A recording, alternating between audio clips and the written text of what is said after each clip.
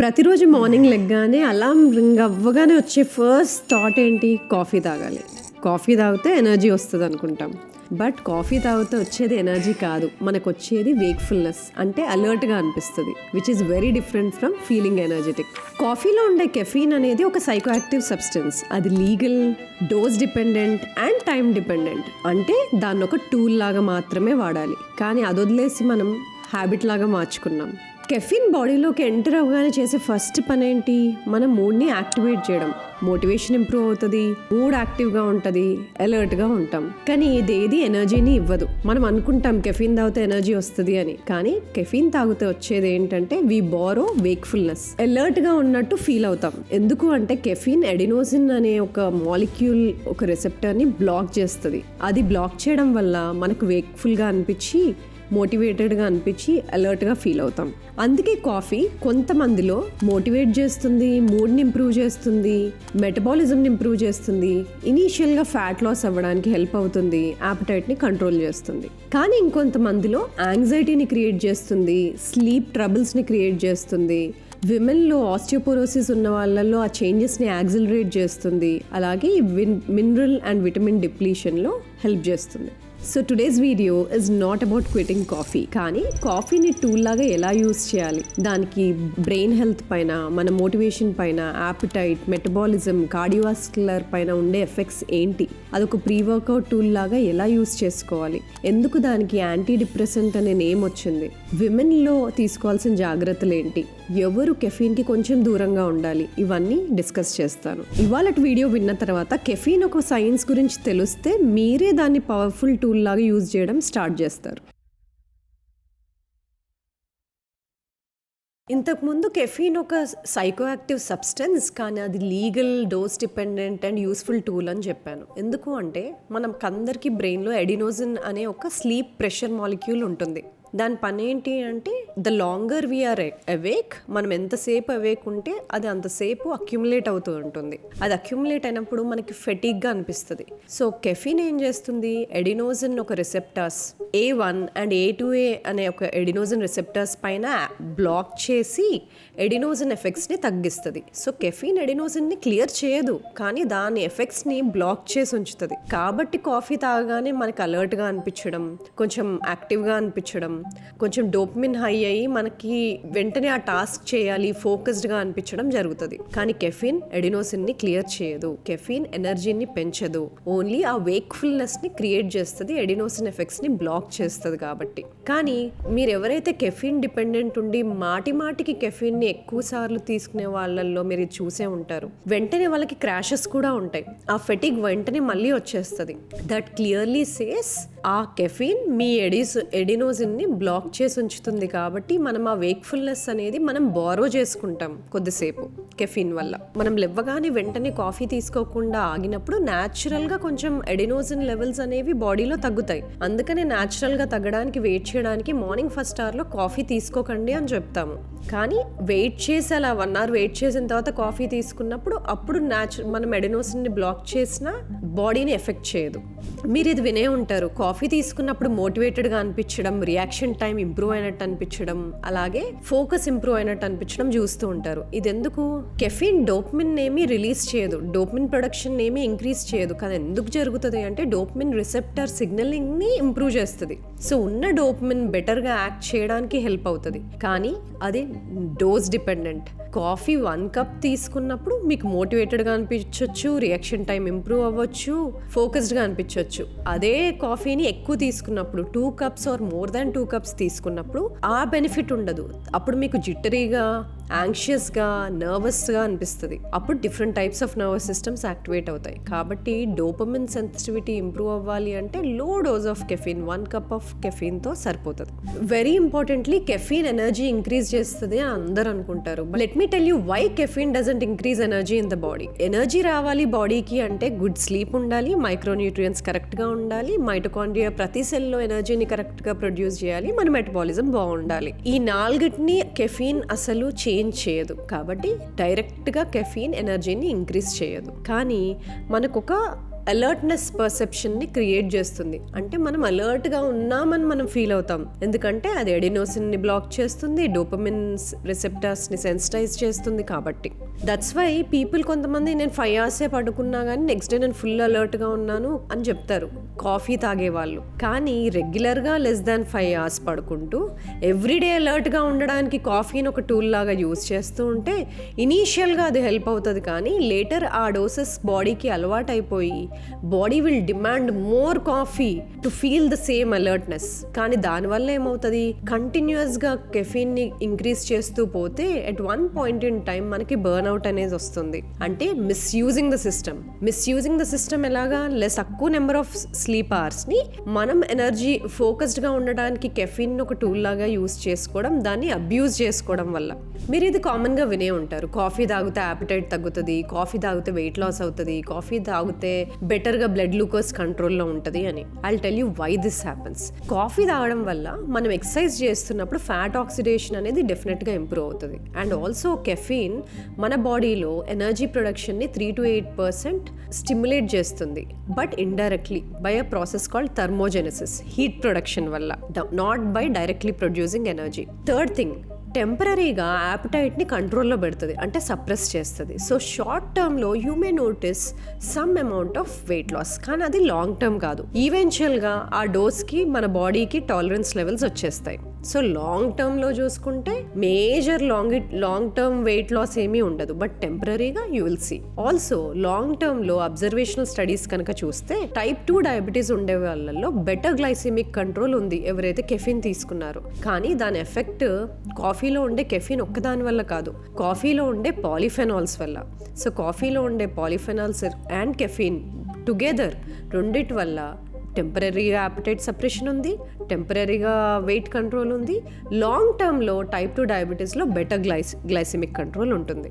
మీరు ఇది కామన్గా వినే ఉంటారు, కాఫీ అనేది ఒక యాంటీ డిప్రెసెంట్ మాలిక్యూల్ అని. కానీ that is not the complete picture. Let me tell you why. Low dose of coffee తీసుకున్నప్పుడు, అంటే సింగిల్ కప్ ఆఫ్ కాఫీ తీసుకున్నప్పుడు, which is 2 to 4 grams per body weight of caffeine మీకు ఆ కాఫీలో వస్తున్నప్పుడు, that will act as mild anti depressant. అంటే అది మూడ్ని ఇంప్రూవ్ చేస్తుంది, ఫోకస్ని ఇంప్రూవ్ చేస్తుంది, మీ ఎఫర్ట్ని తక్కువ చేస్తుంది. కానీ అదే కెఫీన్ హయ్యర్ డోసెస్లో తీసుకున్నప్పుడు యాంగ్జైటీ పెరుగుతుంది, జిట్రీనెస్ పెరుగుతుంది, ఫోకస్ తగ్గిపోతుంది. కాబట్టి caffeine is very dose dependent and that's why it should be used as a tool. అలాగని లాంగ్ టర్మ్ స్టడీస్ చూస్తే డిప్రెషన్ ఉండే వాళ్ళలో caffeine actually helped them. But this doesn't make a coffee a direct prescription drug to reduce depression in patients with depression. So ఇది ఒక association మాత్రమే, దీన్ని ఒక miracle molecule లాగా ప్రిస్క్రిప్షన్ డ్రగ్ లాగా వాడలేము. But will it help in small doses?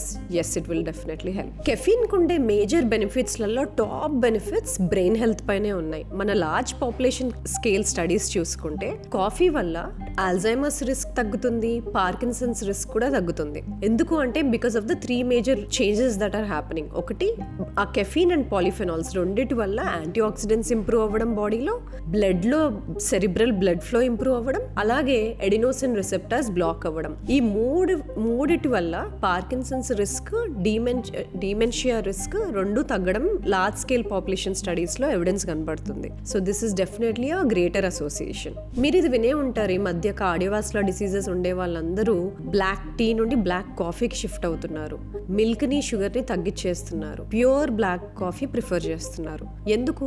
Short టర్మ్లో coffee can spike your heart rate, blood pressure. కానీ లాంగ్ టర్మ్లో లార్జ్ స్కేల్ పాపులేషన్ స్టడీస్ చూస్తే కార్డియోవాస్కులర్ అవుట్కమ్స్ని ఇంప్రూవ్ చేస్తుంది. So that's why when used in moderate doses, of course timing is very crucial. Hypertensives empty stomach పైన or పొద్దున్న లేవగానే first 1 hourలో coffee తీసుకోవడం, that can be acting against them. అదే when they are taking it around 10 a.m. or 11 a.m. after a breakfast and when the body is not already having a baseline high blood pressure, అప్పుడు వాళ్ళకి helpful.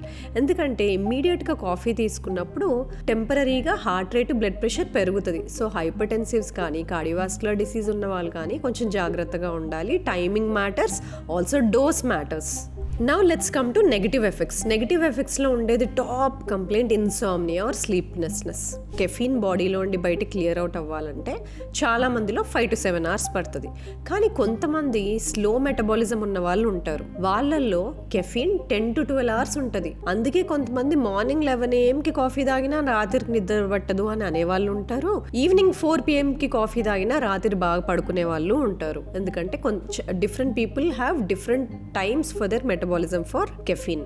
ఎవరైతే కంటిన్యూస్గా day అంతా ఎక్కువసేపు caffeine పైన అలర్ట్గా ఉండడానికి డిపెండ్ అయి ఉంటారో వాళ్ళల్లో ఎడినోసిన్ డెట్ అనేది ఒకటి ఉంటుంది. ఏంటంటే న్యాచురల్గా వాళ్ళకి ఎడినోసిన్ క్లియర్ అవ్వడం మనం వెయిట్ చేయట్లేదు. మనం ఆ వేక్ఫుల్నెస్గా ఉండడానికి, డే అంతా ప్రొడక్టివ్గా ఉండడానికి రాత్రి స్లీప్ కాంప్రమైజ్ అయి ఉన్న కాఫీ మీద డిపెండెంట్ అయి ఉంటాం కాబట్టి ఎడినోసిన్ డెట్ అనేది ఒకటి క్రియేట్ అయిపోతుంది. సో సర్కేడియన్ రిథమ్ అనేది ఒకటి ఇంబ్యాలెన్స్ అయిపోతుంది. సో రాత్రి అది స్లీప్ని ఎఫెక్ట్ చేస్తుంది. టెంపరీగా ఆ ఎఫెక్ట్స్ తెలియకపోయినా లాంగ్ టర్మ్లో మీకు ఆ ఎఫెక్ట్స్ తెలుస్తాయి. ఎలాగా? ప్రతి డే మార్నింగ్ ఫస్ట్ అవర్లో వేక్ఫుల్గా ఉండడానికి కూడా కాఫీ మీద డిపెండ్ అయి రావటం, ఆర్ డే టైంలో కొంతమంది 4 to 5 cups ఆఫ్ కాఫీ మీద డిపెండ్ అయి ఉంటారు వేక్ఫుల్గా ఫీల్ అవ్వడానికి. So these are some signs that is telling that you are abusing your tool which is caffeine. మీరు ఇది వినే ఉంటారు, ఎడిక్షన్ వస్తుంది కాఫీ తాగితే, టాలరెన్స్ లెవెల్స్ తగ్గిపోతాయి అని, which is definitely true. Long టర్మ్లో కెఫీన్ తీసుకుంటున్నప్పుడు ఇనీషియల్ డేస్లో ఉండే వేక్ఫుల్నెస్, అలర్ట్నెస్, మోటివేషన్ అనేది తర్వాత రోజుల్లో అదే కప్ ఆఫ్ కాఫీకి మనకు తక్కువ అనిపిస్తుంది. ఎందుకంటే ఆ టైంకి ఒక టాలరెన్స్ వస్తుంది. అంటే body will ask for more coffee to give you the same alertness. కానీ ఇది రాకుండా ఉండాలంటే ఏం చేయాలి? సేమ్ కప్ ఆఫ్ కాఫీకి మనకు అలర్ట్నెస్ ఉండాలి, ఆ డోస్ పెరగకూడదు, ఆ టాలరెన్స్ తగ్గకూడదు అంటే మనం ఏం చేయాలి? అట్లీస్ట్ 1 weekలో సైక్లింగ్ చేయాలి. అంటే 5 days కాఫీ తీసుకుంటే 2 days తీసుకోకపోవడం, or you can do once in 21 days. 21 days caffeine తీసుకున్నప్పుడు ఒక నెక్స్ట్ 1 week తక్కువ తీసుకోవడం, ఆర్ డోస్ తక్కువ తీసుకోవడం, ఆర్ కంప్లీట్గా తీసుకోకపోవడం, ఇలాంటి స్ట్రాటజీస్ ఉండాలి. So once in a while కాఫీని తీసుకోకుండా ఉండడం వల్ల we can always go back to the same coffee dose that is giving us wakefulness. Next gut sensitivity and bone effects.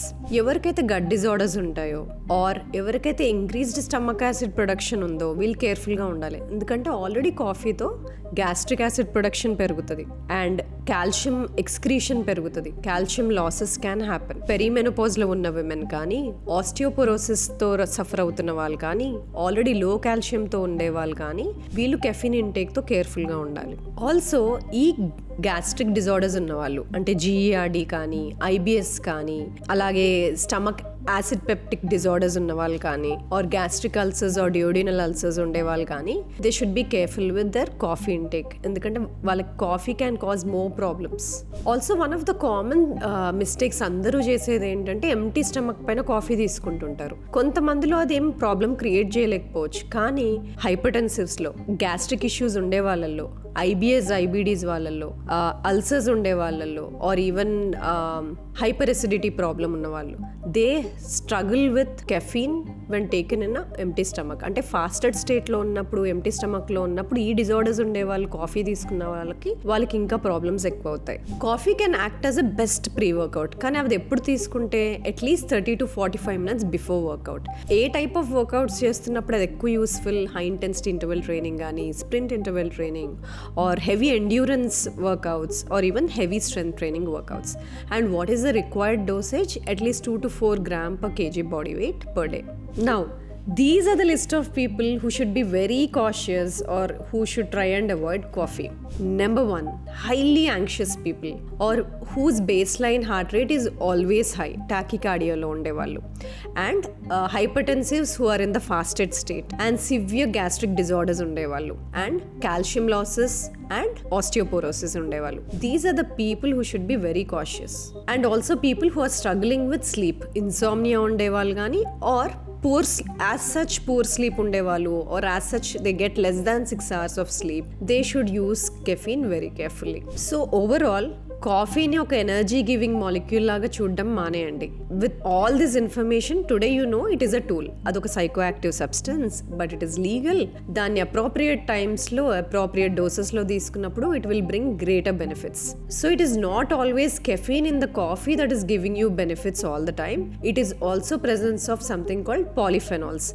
కాఫీలో ఉండే polyphenols and caffeine together are improving brain health, cardiovascular health, metabolic health and in the long run even type 2 diabetes.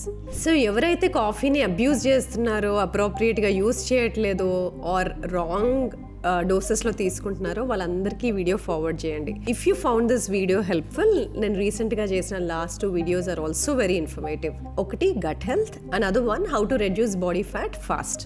ఇలాంటి deep dive videos on health miss అవ్వద్దు అంటే please subscribe to doctor Samatha Attulla's channel.